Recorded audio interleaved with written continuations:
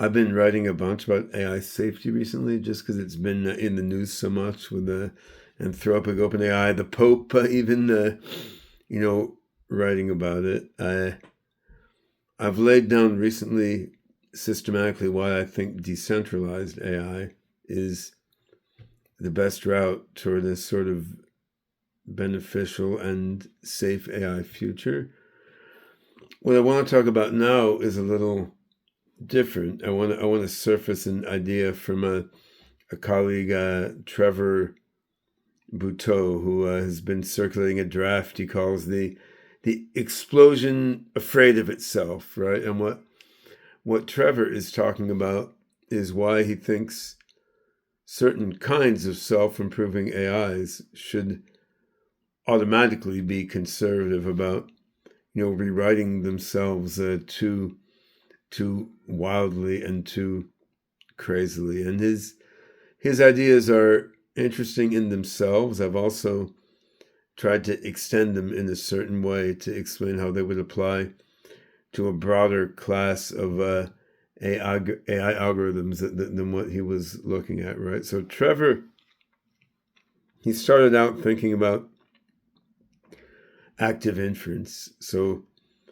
predictive coding based neural networks that are controlling systems doing things in the world where the result of doing something in the world is fed back into the AI system, but in more of a open, self-organizing way than with a standard reinforcement learning system, right? Like a predictive coding system, as it has a layer that's trying to predict what we'll see in the world, is trying to predict the consequences of its actions in the world.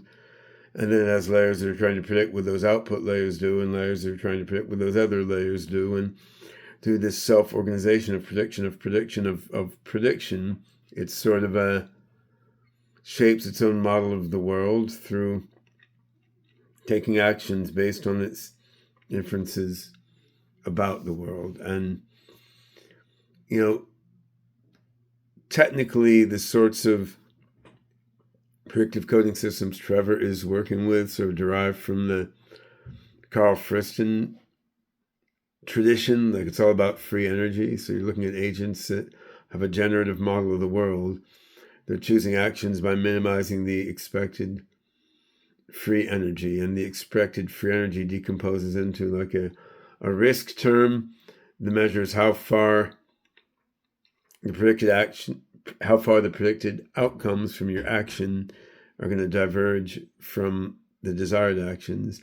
And then the free energy has an ambiguity term, like how much would this action put me into a state where the observable consequences may be confusing to me, where I can't resolve what's going on. And what Trevor shows is that when you do this, you can see that for this free energy oriented AI agent, radical self-modification becomes expensive from the agent's point of view. And this is about the ambiguity term, right? Like, if you're radically rewriting your own brain while you're doing stuff, I mean, this makes the world way more ambiguous. It makes the outcomes of your actions way more confusing, right? So the actual loss function, like the function that the active inference system is trying to optimize, it has don't confuse yourself built into it. So what that means is random radical self-modification is going to confuse the system a lot. Like, it's going to grow what you can think of as an ambiguity debt that grows quadratically in terms of how far you've drifted from your original model of the world. So this is what Trevor thinks of as like an endogenous safety brake, right? Like, it's not a rule that you bolt on from the outside saying, thou shalt not self-modify, right? It's the agent has built into its math,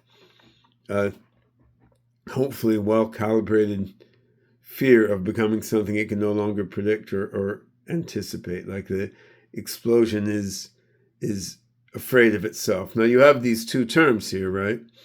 So you do have a term that says, I want to succeed, but then you have a term that says, I don't want to be too confused about what's going on. And this is it's sort of a reflection in the two terms of this energy function. It's a reflection of the general trade-off in open-ended intelligence, right? The trade-off between individuation, which is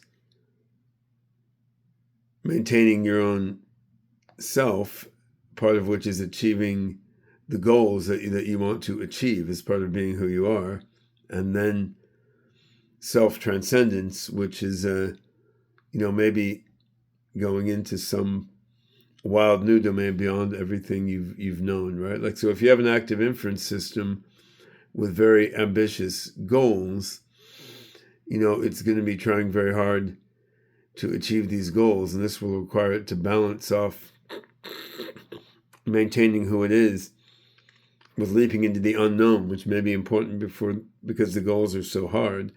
But to balance individuation and self-transcendence, again, you've got to balance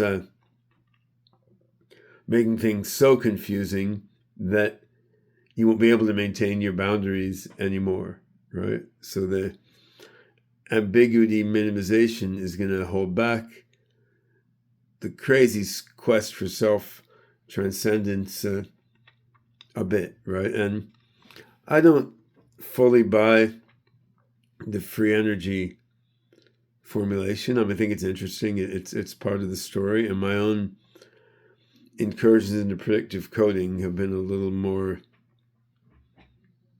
general than that. So the free energy minimization, mathematically, it's a lot like minimizing Kullback-Leibler divergence. I've often thought you should be minimizing, Wasserstein distance or Schrodinger bridge metric or something instead. So I don't fully buy this math as being so key to general intelligence, but I think Trevor's idea has something interesting to it, right? And because of that, I started digging further into the math of what Trevor is talking about, which I wrote about in a paper that I'll link to this video post, right? So one thing I've thought about before is how to generalize predictive coding into something called causal coding. And this is motivated by the notion that predictive coding networks are double counting evidence in the same sense that some loopy Bayesian nets will do. Causal coding, instead of asking, like, does this neuron predict what this neuron is going to do, or does this neuron predict what my action affects in the world, you ask, did this neuron cause this action to do something, or did this neuron cause this neuron to do something? What you find is when you try to engineer causation rather than prediction, you get a network that conserves evidence better. Like, it doesn't reuse the same bits of evidence over and over again in a way that predictive coding can sometimes do, and that backpropagation-based learning, by the way, double counts evidence rampantly, often even more than predictive coding. And what I find is, if you do the math about double counting of evidence in predictive coding and causal coding, what you find is that if a predictive coding system is double counting evidence a lot, it's basically cheating in a way that lets the safety brake be bribed, right? So like you don't have to disable this safety brake. You don't need to hack around it.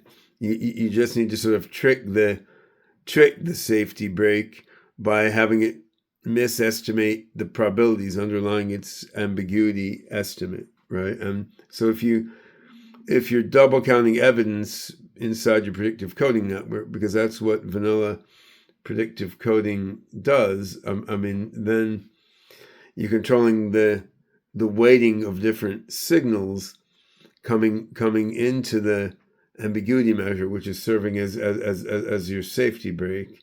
So then the brake will accept this sort of fake probability as payment, right? So step one in fixing, in my view, Trevor's safety brake, like Step one is make the evidence counting causally correct, like track provenance correctly, count evidence correctly, right? And I mean, this is not that insanely hard to do, but it's tricky when you get into the details, right? Which is underlies a bunch of experimentation I've been doing with other folks in the SingularityNet team in terms of going beyond standard predictive coding to causal coding. So you can do this within neural nets. But I also started thinking about how would you generalize Trevor's argument beyond neural nets. And if you look at PLN logical reasoning, you can do something similar. So you can take our probabilistic logic networks, which is an uncertain logical reasoning method we have in the Hyperion framework, which is a core approach to AGI we've been pursuing in SingularityNet ecosystem and more broadly in the open source community, right? And you can generalize PLN to causal PLN that keeps careful track of evidence regarding causal relationships. So you can say which actions causally impact which results in a logically sound way and propagate this through your logical theorem proofs, right? And you can go even further than that within PLN in an interesting way, because the logical notion of causation, is sort of like A causes B if A probabilistically implies B, like A happening makes it more likely for B to happen than it will be otherwise. If A precedes B in time, and if there's some like plausible causal mechanism connecting A and B, like some causal story regarding how mechanistically, physically, conceptually, like how could A happening lead to B happening, right? So what you can do that I've figured out is you can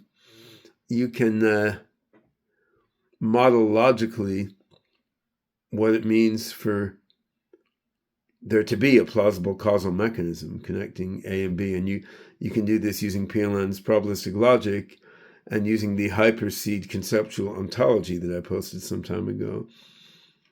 If you logically formalize what is to be a plausible causal mechanism, right? I mean, then the whole story of causality is baked down into your core PLN logic. And using this sort of hyperseed-based causal PLN, you can go back to Trevor Buteau's argument again, and you can say, well, the safety brake isn't inference independent, right? The safety brake exists in any system that's doing accurate causal reasoning about its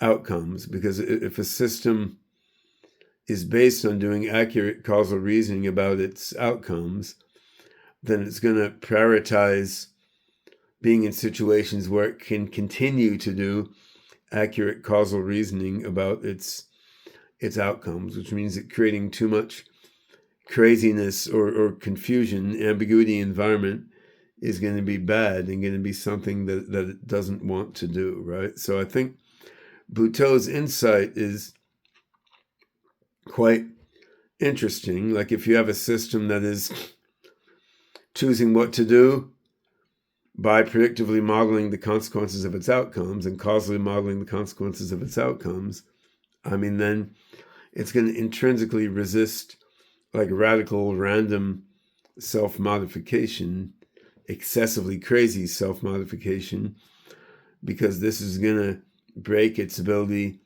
to causally predict the outcomes of its actions, which is what it likes to do, right? And this endogenous safety brake shouldn't be our only safety mechanism, but it's interesting that it exists. And, I have it, you have it, right? Like I like to be able to predict what's going to happen in my universe. So like if I could like go and adjust my brain with some device and upgrade my neurons, like there's going to be a limit to which how crazily I want to do that, right? Because I don't want to put myself in a domain where I have no idea what the hell's going on with my brain, where I can't predict how I'm going to impact my environment, right? I mean, some people might, like you can't guarantee that every system will have this safety brake, just like some people take every random drug they can find and put it into their brain, and some people kill themselves that way, right? So like an intelligent system doesn't have to have a safety brake, but you can say if a system is engaged with like causal prediction of its world and its actions, and its motivational system like weights this highly as a meaningful thing, like then the system is going to have an endogenous safety brake in Trevor's sense. And I sort of tried to write this up in a rigorous way in paper I just put out that I'll link in the description of this video. But key points are: I'm not sure that predictive coding in its standard Carl Friston form actually does this that well, because it double counts evidence, which lets the safety brake be gamed by endogenous dynamics. And I think the brake isn't restricted to repaired predictive coding neural net systems, but it actually, like, it applies to causal PLN, and it should apply to any system that's doing active inference in the broad sense, in terms of choosing actions based on causal reasoning about their impacts. Interesting stuff, and tried to give the high level here. I'm not that good at staying away from the tech details, unfortunately. But yeah, for even more tech details, you can dig into the paper.